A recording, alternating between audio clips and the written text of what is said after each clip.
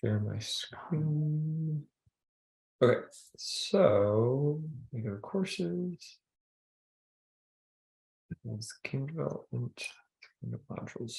All right, so we've done the intro and we've done the start the game design. And I did put up the video lectures that we've done for this section. We're going to hop into the 2D versus 3D game development today, and I will put that up there as well, just the recordings of these classes. So if you want to go back and reference it later or watch something again, you have access to it there. So let's get started. So first of all, your next homework assignment is not due until February 3rd. So we have a little bit of time on that as far as what makes a good game. But I did put that here just so you guys would have access to it. You can also check it under the syllabus and assignments, but that's your next thing that you have coming up. And we talked before about your third homework assignment, which is February 10th. And that's your game design document. That is your next thing. Let me put that here just so that it shows up in the modules. Okay. So let's look at this. Now, last couple classes, we've been looking at getting started with your game design. We looked at different considerations as far as themes and mechanics and that sort of thing.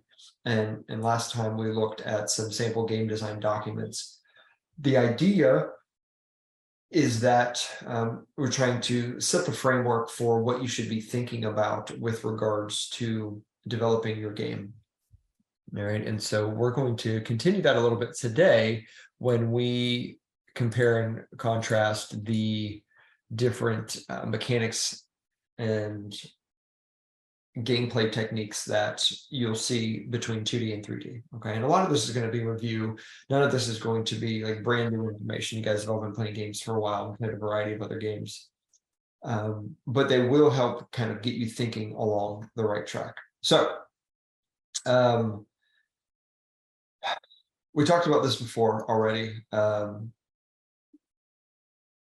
in the sense that there are going to be a lot of topics that we cover that aren't going to be relevant to you this semester with regard to you are making a particular game and you're going to need to know how to do certain things in that game, but the topics that we may cover might not be directly applicable to that game. Okay, and so I'm going to try to cover things in a generic sense, both so that you can use them this semester and also you can have them in the back of your head for future games that you are going to create. We are obviously going to cover how to do specific things and how to do them in Unity. And then we're going to look at some design principles that we've talked about before already. So a couple questions. And for these, unmute yourself, just talk, don't type it into, I mean, you can type it into chat, but I'd rather you just talk. A couple of discussion questions. So would you rather play a 3D game or a 2D game? Like if you're going to sit down, which would you prefer? Personally, I don't really care. Okay. So personally, I'd rather play 2D. I would say 3D. I'll play both. You can't say both. Like, which would you rather play? Personally, it depends on the genre of the game. Depends on what I'm feeling. Makes sense. Makes sense. What are the advantages of 2D games? So those of you that are saying, I'd rather play a 2D game, or it depends on the genre, or it depends on the mood I'm in. What makes a 2D game superior in those moments? It's more streamlined, I guess. It's more focused, like a point and click thing. You can just kind of go down, like, these are the things I need to select, or it's a platform that you go back and forth, you know exactly where you're going to go. Okay, so very good. That, so that specific genre. Yeah, definitely. What else? Camera physics usually aren't wonky. Okay. Artwork too. Yeah, definitely different styles in artwork seen between 2D and 3D. So if 2D is, and even with the comment about the physics, if 2D is more simple, what advantages do 3D games have? Like freedom, I suppose, movement, yeah. The Okay. amounts of things you can do, which, yes, freedom. I know I really like 3D games because I love open world games. Yeah. So I think the big Definitely thing, have a 2D open world game though. sure. Terraria?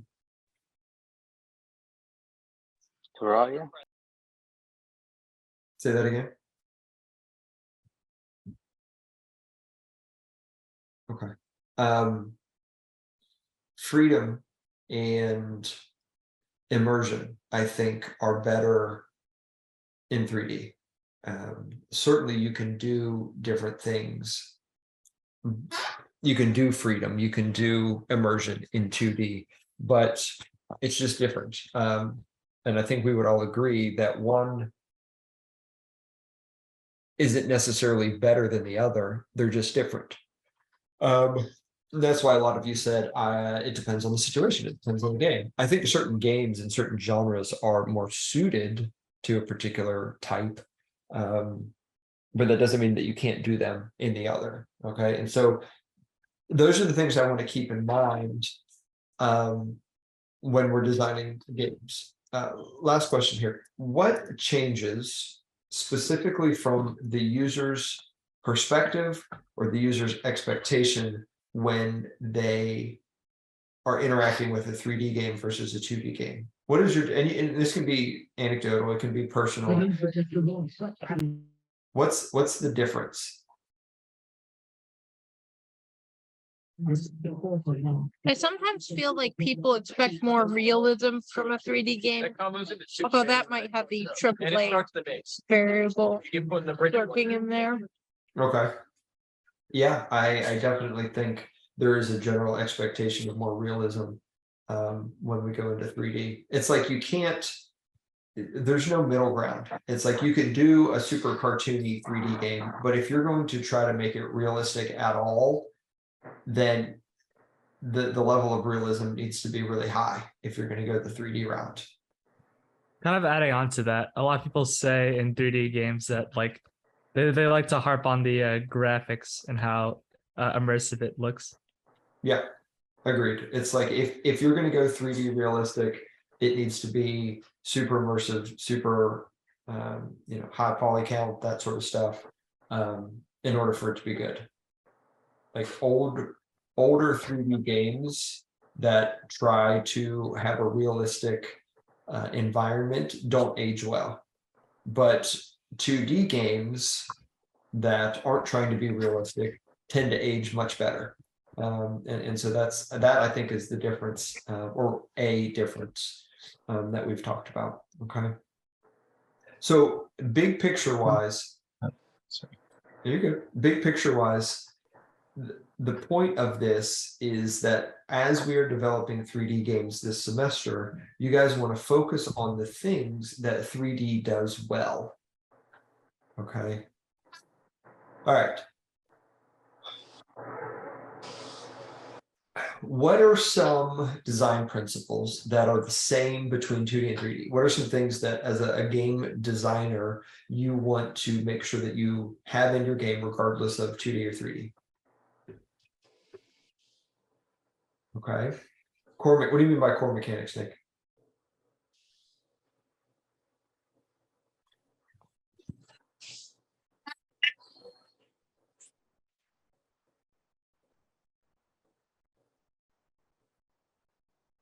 A Gotcha. goal. Yeah. So definitely need a goal. There needs to be some sort of clearly defined win condition that the user can see.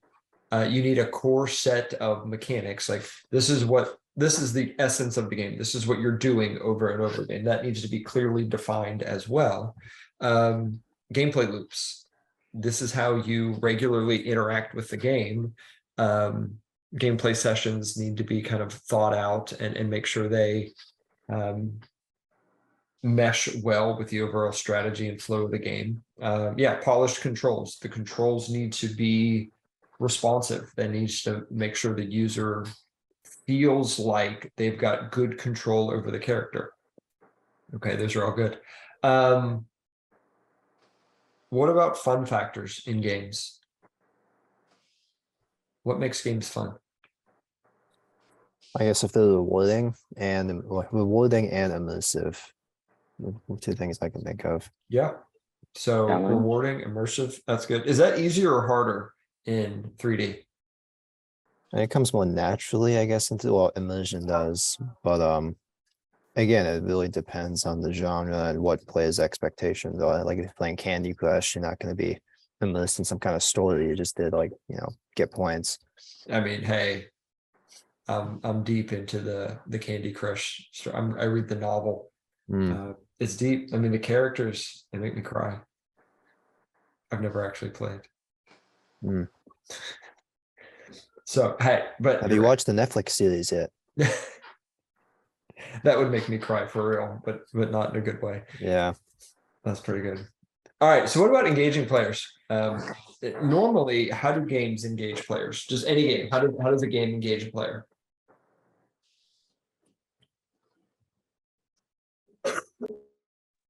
Through gameplay.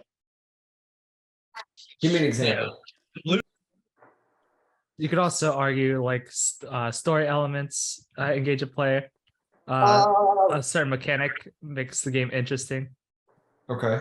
provides a new spin on the genre. So these are the things that you should be thinking about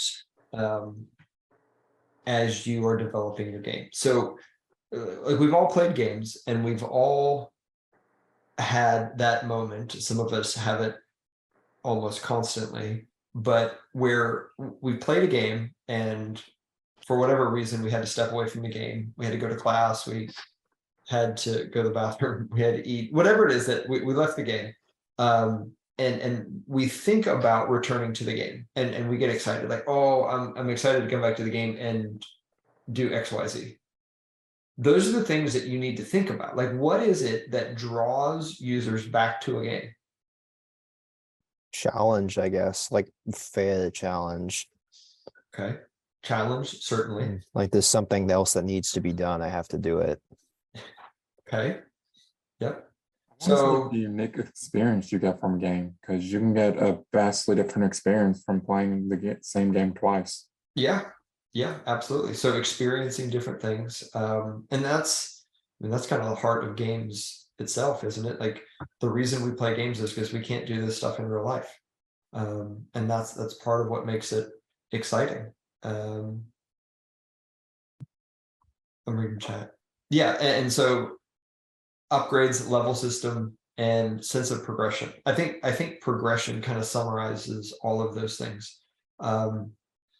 And that captures, certainly progression is more towards certain genres, but there's a lot to be said about that. And when you're playing an adventure game, you're playing an RPG, you're playing some sort of game where there is progression built into it, that is probably the number one thing that pulls you back in. It's okay, I want to get to that next part. I want to improve. I want to get the next piece of armor. I want to get the next upgrade. I want to get to the next level. Whatever it is that is built into the game, it doesn't have to necessarily even be a fantasy type RPG or adventure game. There are progression elements built into all kind of games. Even if it's a sports game, like maybe your characters or your teams level up with a certain amount of experience or certain amount of gameplay, whatever it is, and that the boost or the upgrade that you get when that happens is something to look forward to. It's something that draws you back in, and those are really important. Would you say all of those things that we've talked about, generally speaking, is that easier or harder or the same when we're looking at 3D games?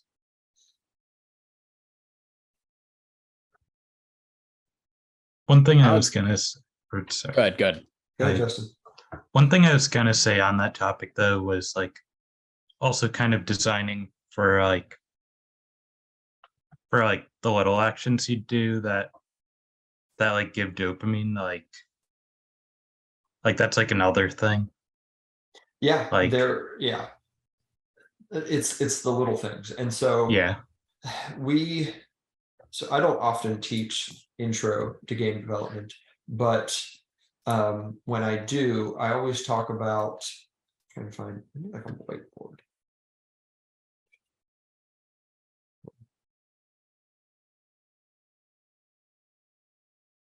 We always talk about the idea of these story arcs, or just arcs in the game in general, and they look like this.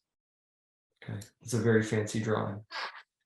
And the idea here is, think of it, and this can be applied to just about everything in the game.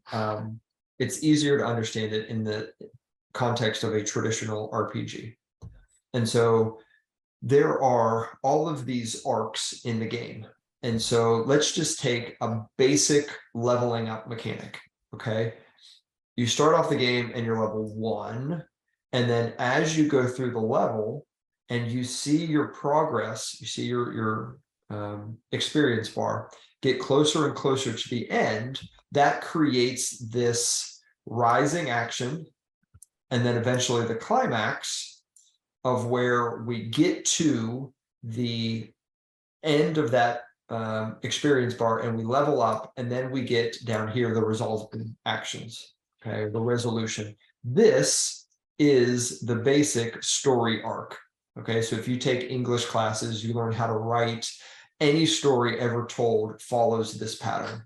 Okay, so we get the introduction, we get the rising action. This is where there's the conflict happens. There's a problem that needs to be solved, and they go through the story. And then we hit to the climax of the book, and that's where the problem gets solved. And then everything gets tied up, and that's the resolving actions at the end of the resolution. Okay, this setup is what keeps people engaged. Okay, as we watch movies, as we read books, this is what keeps us coming back to the book, the story, whatever it is. Okay, and so the idea from a game design perspective is we want lots of these little arcs. Okay, and so here's the way it works. We might have a level arc. Okay, and so this is level 1. All right, and then I'm going to change colors.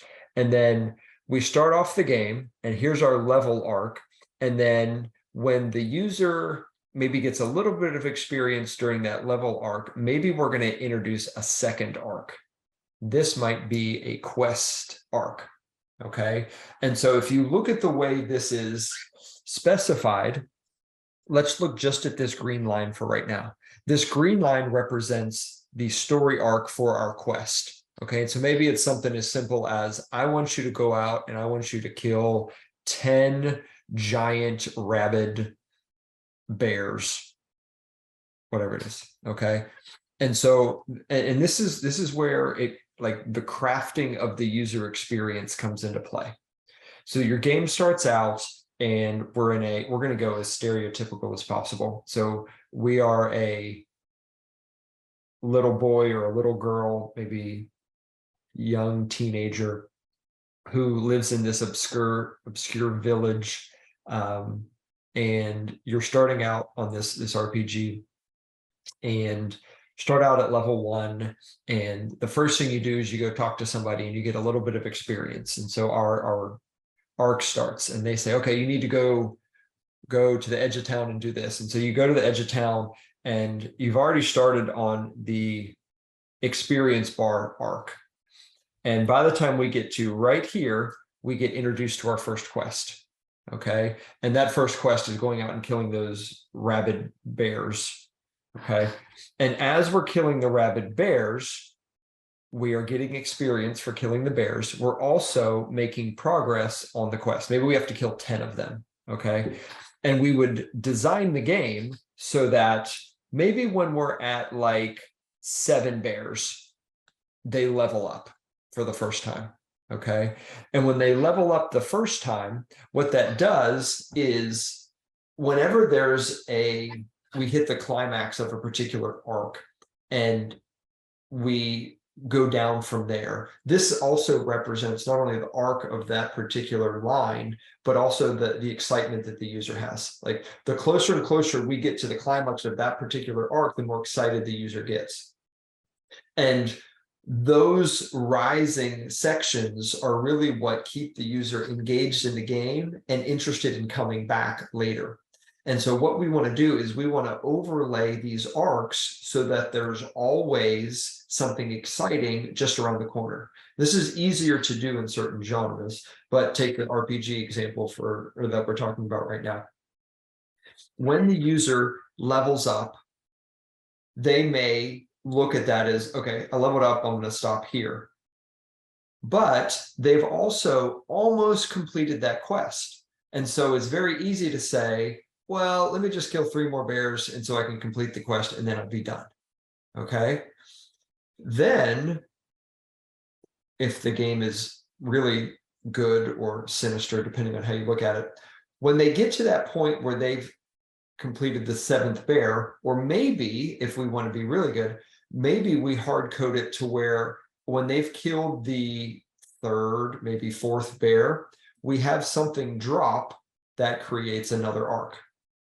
Okay, so this arc actually, maybe it's a special thing that it's an item that requires the user to go back to the city to do.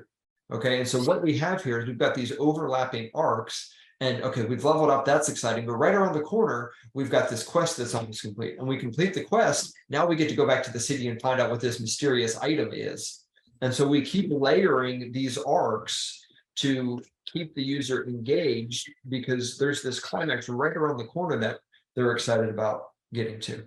Okay, and this is what careful game design can do. It can really keep the user engaged in the game. Okay.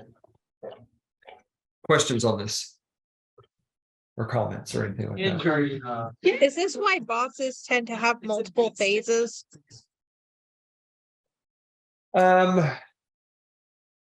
It's along the same lines. Yeah, it's the sense that the boss fights that have multiple phases are overlapping arcs. It's like, I'm getting close, I'm getting close, I'm getting close. Okay, I did it. Just kidding, the boss is coming back to life and now he's super angry in a second form that's much more powerful than the first. It's the same thing, same ideas. Absolutely. Was there a reason that the quest began like at the climax of the story arc? It looked like there was the blue arc, and then like as soon as they hit the climax, then the green arc kind of like came up out of that. The idea here is as the user is hitting the rising action for the quest, for the quest for killing the 10 bears, we wanted to introduce the second one. And so if I go back to that. Well, I was referring to like actually the story one, the blue line, the original one. It seemed like the quest to kill the bears came like out of like the top part of that. Like as soon as like the climax hit, and oh yeah, now you have like a quest to do. Like it just as you're like the most excited. Am I correct in that? Or No, let me explain this again. Okay, I was referring to the intersection between the green and blue lines there. So if we look right here. Okay. Is that what you mean? No, I was actually thinking about the intersection. Like, oh, the intersection. This. Yeah. Okay, so yeah, here's, and this is important. Basically, at this point right here, what we have is this is the point at which the let me get blue. Character levels up. Okay, it's not the story arc. Well, I'm saying story arc because that's where we get this idea. Okay, and so the blue line represents the progress from level 1 to level 2. And all of these follow the model of the character arc or the story arc. And so what we have here is that, so that's where the character levels up. And then if we go to the text, and we talk about right here, this is where the bear quest is complete. Okay, right here. And so when the character levels up and experiences that particular, yes, I leveled up. Whenever there's like we hit that climax point in that arc, there's always the tendency for the user to say, okay, I'm going to stop here. And it's the same thing, like, okay, I completed a quest. This is a good stopping point. And when you want to keep that engagement up, you need to make sure that you have another arc that's already in progress that the user can then hop off of to continue that progress up. And so the idea here is we would want to design the character leveling up when the quest is getting close to being completed. Okay. And then if you notice right here in this red part, this is where the unique item drops. And we might, okay, so this is the mysterious item drop arc. And so this might drop right here, which would be after like maybe the third or the fourth bear, if that makes sense. And so when the bear quest is complete, that has kind of like increased the interest in this particular thing, because maybe we even have it to where the NPC that hands out the quest makes a comment about the item that dropped.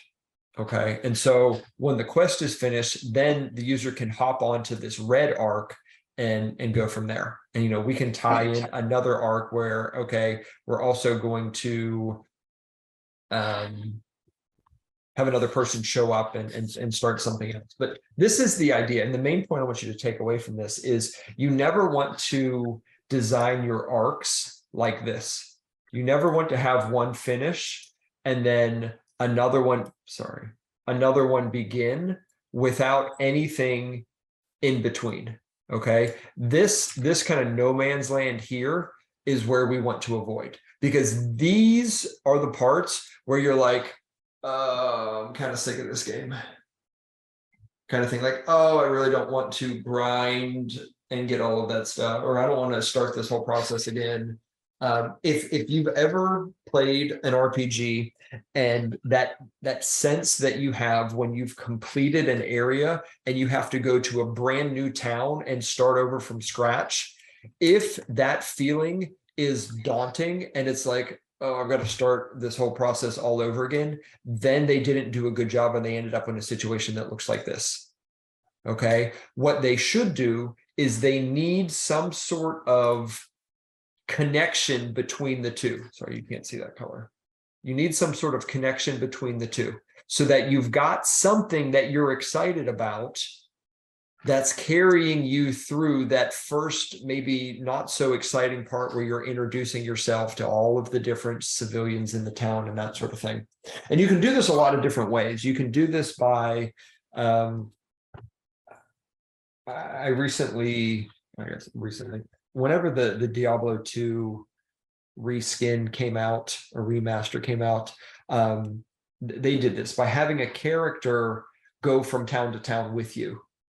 It makes it seem like you're not starting over from scratch. That was a good way of doing this, where you're starting over. Other ways to do this are by maybe getting used to the town a little bit before you actually move your whole game there, if that makes sense. So maybe you have a little bit of interaction with the town before you jump there completely. And so you have a little bit of stake or a little bit of familiarity in the town before you do that.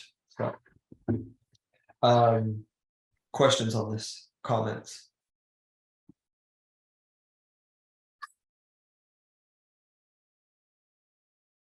Cool. Okay. So those are some general game design principles. And we talked about this. So we've already done this, and I'd like to hear your thoughts on the homework assignment that you turned in, specifically regarding going from 2D to 3D. So first of all, let's see how good you guys are. The first one's easy. Name this game franchise. This one's easy. 2D to 3D.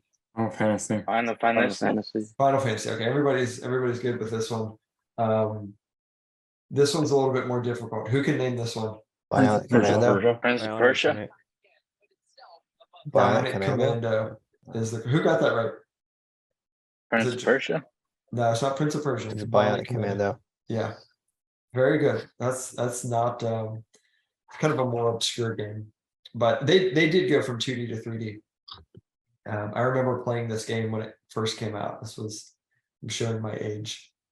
It was a good game. Okay, so let me hear just a couple people share what they found with the homework assignment. Just give me a quick summary. Tell me the game that you did. If you remember the 2D title or the 3D title, just share that, and then kind of whether or not it was successful going from 2D to 3D. I did Sonic the Hedgehog. So I mean, the first couple titles, all 2D, all critically acclaimed. Sonic was like the one rival to Mario really in the industry. And then when like 3D games started coming out, I found out they were going to make like a 3D Sonic game, like at the same time they made Super Mario 64, but for just internal business reasons or whatever, the game got canceled. So Sonic was late to the 3D game really. And like the first game that came out, well, the first couple games that came out in 3D anyway, long story short, like the general like consensus I found through the 3D Sonic games is that they have like traditional like platforming, like the fast, loop-de-loops and stuff, but they add some like weird gimmick on, like Sonic Unleashed has like the Werewolf part where like turns to like a werewolf Sonic and like doesn't even run, he just kind of like walks around and climbs stuff. It's like God of War. So it's just stuff like that. So it's fans of the franchise are not too happy about it. But then there's the new one, which is maybe a step in the right direction. Sonic Frontiers. I haven't played it. Okay, cool, yeah. cool. Let's hear from a couple more people, and then I'm gonna make some comments on them. So somebody else. Well, you can go ahead. Okay. I did mine on Kirby's Forgotten Land and Kirby's Dream Land, which was originally the best-selling Kirby game, but Forgotten Land passed it up. And the developers actually took really heavy precautions to make sure Kirby's first 3D jump was actually good, because Forgotten Land came out in 2022. So what they did was they actually made sure that if, from the camera's perspective, that an attack landed, it still hit, even if it didn't come in contact. It just mattered on the camera's perspective. And also, they had to severely limit the copy abilities, just so they could actually work a little better. But because they also limited it, you don't have to worry about complex button maneuvers just to work on getting out attacks well. Makes sense. Okay. Kirby's Dreamland was for Nintendo. Game Boy Advance. Game Boy Advance. What was the Nintendo one? Less than 10. I think it was just called Kirby or something. Okay. It's the one where he was like white, right? Yeah, that's where it was originally wide. Okay. Interesting. Okay.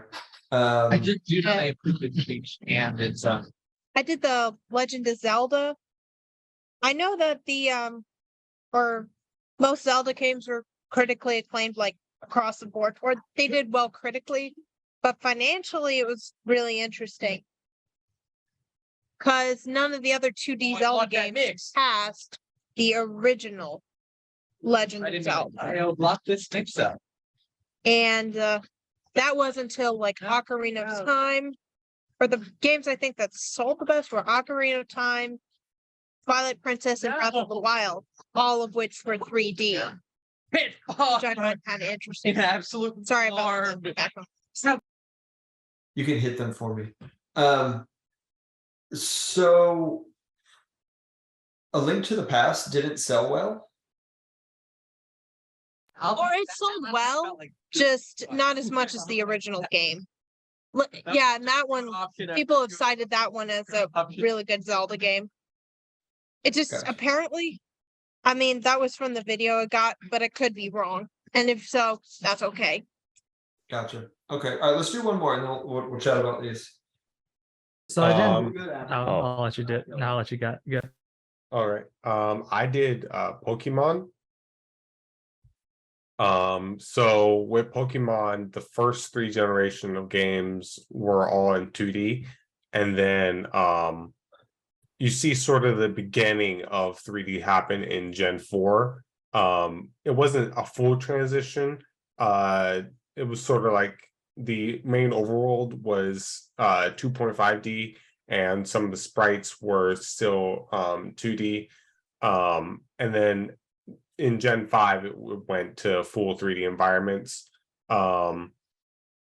People were kind of confused when Gen 4 first came out, but I think 3D Pokemon games have sort of been accepted as, like generally to be on the same level as the 2D games. There's a certain nostalgia for the 2D games because a lot of people play them in their childhood.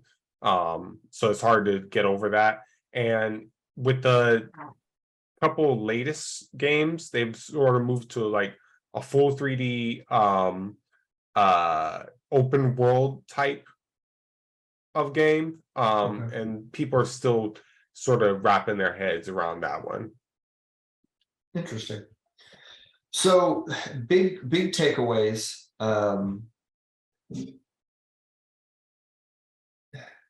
Is this, and tell me if your research into your particular franchise matches up with this. The mechanics, the features that made the 2D game successful, if those translated well by the developers to 3D, the games were also successful. If they abandoned what made the 2D game successful in the 3D implementation, the games didn't do well. Like Sonic, for example, they took what was great about Sonic, which was speed and platforming, and did not do well with that in the 3D version, at least in the first version. But if you look at other games that did well in the transition to 3D, if they kept what made those games great in 2D and translated those to 3D, they did well. Okay, so use that in your design of your 3D game. Okay, use that information. Any other questions? We're gonna cover just a couple of quick things and then we'll wrap up today. All right, so talk about world representation. Now we're getting into, we talked a lot about design. Let's get into a little bit of actual development. Everything's pretty simple in 2D. Okay, you've got typically left and right is measured in terms of X, and up and down is measured in terms of Y. The same thing is in 3D. Okay, and the best way to consider it, best way to think about it is using the left hand representation. So if you take your left hand and you take your middle finger and you point it forward, and you take your index finger and you point it up, and you take your thumb and you point it to your right, this is the 3D world representation. Okay, so your thumb is your x-axis. This is left and right. Okay, your index finger that's pointing up is your y-axis. This is up and down. And then your middle finger that's pointing forward represents the z-axis. This is forward and backwards. Okay, this is how you represent 3D. So use the left-hand rule. Unity uses left-hand system. Points in space are represented as vector 3. Vector 3 is a data type in Unity. It's actually a struct, but it's not important. And excuse me, if you have not done any looking at vector math, and vector math is simple, but like adding and subtracting vectors is important. Now would be a good time to take a look at it. So take 15 minutes a day and do some Unity vector math. tutorials or videos. They'll kind of go over the basics because this is important as we are representing our 3D worlds using Vector 3. So talking about, you bring them in. Talking about representation in terms of rotations. Thank you.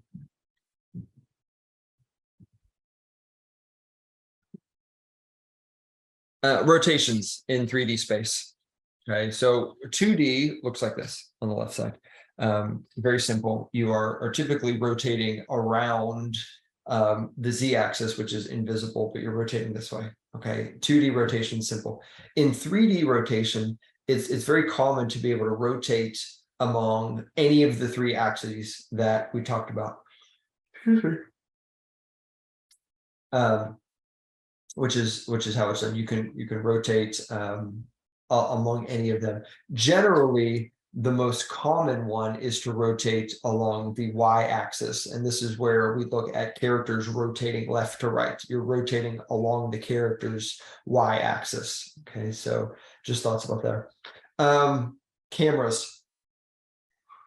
2D cameras are pretty basic. Generally, they show what's on the screen. They don't have to deal with fancy rotations or anything like that. It's important to understand that in 3D games, cameras only show what the user can see, but that doesn't mean that stuff isn't happening off screen or off camera. And that the same can be true in 2D. You can have stuff happening on the fringes here. So like if this knight or this guard walks off the screen, he may still be represented in code under the hood, and he could come back on the screen. But that's not always the case in 2D. Sometimes in 2D engines or 2D games, when something moves off the screen, it gets destroyed forever. Okay, you saw this a lot in older games where like in side-scrolling games, if you moved past something, you couldn't go back because it literally got destroyed. Or if you ran forward and then ran back, the enemy that moved off the screen got destroyed or deleted. Okay, and so it just depends on the game. Yeah, a lot of older games, William says, call out any entity that are off screen. Yes, and so like if you look at the original Mario and how it's done, like they would, as you're scrolling, they would add to the screen just before you get there stuff that you need to show, and when it goes off screen, they would remove it immediately. And there's different examples of that to different degrees, but it's interesting how that works. Okay, characters. We talked about this before, but I do want to mention this again briefly because this kind of wraps up what we're talking about. Difference between 2D and 3D. We're talking about sprite sheets or even vector graphics, which are similar. When we are animating things, excuse me. If we're doing 2D, that has to be a series of separate images that show one after another in sequence, and that gives the appearance of animation. You guys are all familiar with that. In 3D, we instead have models and textures. Over here. Hold on. There it is. And we talked about models and textures. Models are the actual 3D meshes, and textures are what gets wrapped around those models. Materials are a third component that we haven't talked about much, but we'll mention them now. Materials generally refer to the way in which the textures appear on the model. So if it has a shine to it, if it's glossy or matte, that sort of thing affects or is affected by the material. And there's lots of different things. Shaders are also a component of that as well. And they're all kind of tied together, which we will look at when we get into Unity and do basics like that. But that kind of wraps up the introduction to 3D, specifically looking at the transition from 2D to 3D. Questions on anything we talked about today?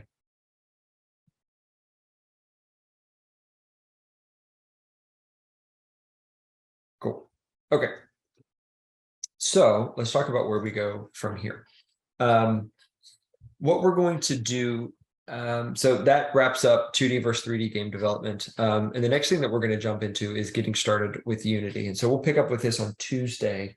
And essentially what I want to do is get you guys familiar with the Unity environment. I'm not going to spend a ton of time on it because what I want you to be doing is diving into this on your own over the weekend. Okay, so we'll go to unity.com and you should be under this learning section. Okay, and this again, this is if you're new to it. There's, and I'll let you guys browse through all of these. There's tons of free resources. You can do the student path, but you certainly don't need to. There's like online learning is probably where you want to get started. Spend some time browsing through here. This is, so they have specific pathways that you can go through. You can explore specific topics. If you want to get started with scripting or UI or physics or any of the, there's a ton of them that you can get started. There's also complete projects that you can get into. They've got really, really great resources for learning their projects or learning their software. So I definitely encourage you to start looking at this. If you remember, the way I've designed this course is specifically set up for you to spend time on your own learning this. That's why we don't have exams. It's why I don't give you a ton of assignments. It's why we aren't going to meet every single assigned class period, because I expect you to be using that time that you would normally spend studying or in class or whatever, working on your game, which includes doing the research that you need to figure out how to do what you need to do. Okay, so get started on this already. I mentioned this last class. You should already be started on your game design document. You should already be started either working on your game or learning the basics of Unity so that you can very soon, as in like next week, start on your game. Okay, I want to make sure that this doesn't sneak up on anybody in terms of waiting too long to get started and then not having enough time. All right, start now. Questions? Yes, I have a question. I don't know if you can hear me though. Yep. Is it all right for us? I think you said it before, but there's a certain YouTube video that will help kind of be like a guide for me in completing my game. It's all right if I used it at all? Absolutely. Yeah. Use YouTube, use whatever you can find online in terms of guides and resources. It has never been easier to learn game development. All right. When I learned out of a book, which is not fun. There are so many videos and resources for you guys. Take advantage of them, use them. Yeah. Question in chat. Do we need to cite our guides used or just the resources we use? Just the resources are fine. Yeah, don't stress about that. Other questions?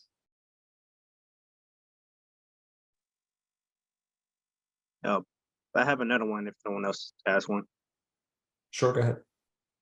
This is just about the game I'm trying to make. It's like an endless runner in 3D. Does that still fit within the parameters of this project? Yep, absolutely. Okay, that is all for me. Yep. Yeah, it's a good scope. Endless runners would be good. All right. Well, if there are no other questions, we'll stop here today. I'll give you guys a little bit of time to kind of browse around on the Unity site, but this is definitely where you should be spending lots of time this weekend. Unless you're already familiar with Unity, in which case start working on your game. So balance time between that and your game design document. Use those resources that I've got posted to Canvas, and implement some of the principles that we talked about into the design of your game as well. All right, you guys have a wonderful weekend, and I will see you on Tuesday. See you Thank you, Tuesday. Professor. Have a nice Thank you. weekend yourself. Thank you Have very a good much. weekend. See you All right. guys. Yeah. Bye.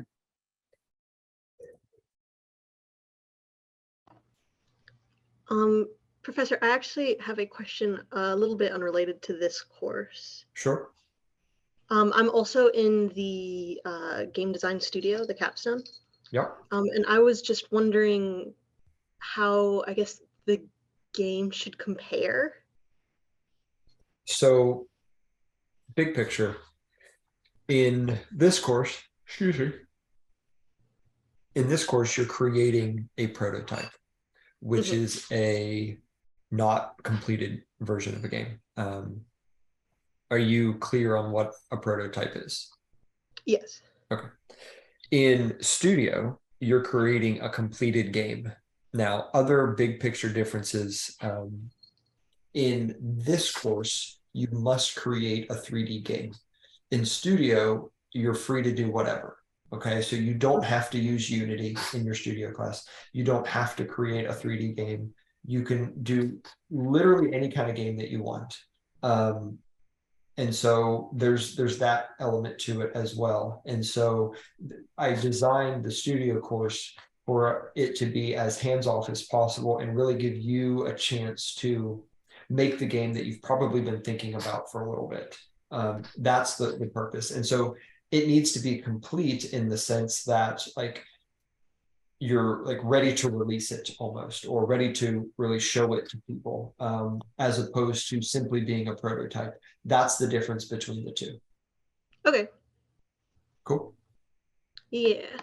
I know. I saw that it. Let me pull that up. It was like game or game related project. Yeah, so some students come into the course and they have a particular project in mind that is related to games, but not necessarily a game itself. For example, some students really want to work on their own game engine. And so I allow that. It obviously has to be development related, not something like, oh, I really want to work on a map mod for this game where I'm really just creating maps. Not like that. Like you need to be coding. It needs to be something like that. Now, if you're modding a game to where you're modifying the code or you're breaking it apart or doing something like that, that's a little bit different. So I put in there kind of a catch-all phrase that will capture all of that. But those are usually for students that have an idea already that they want to do, and I approve it on a case-by-case basis. Okay. Just wanted to check. Yep, definitely. Any Thank other you. questions? I don't think so. Okay. I think I'm Well, good. let me know if anything else pops up. Otherwise, have a wonderful weekend. You too. Thank you.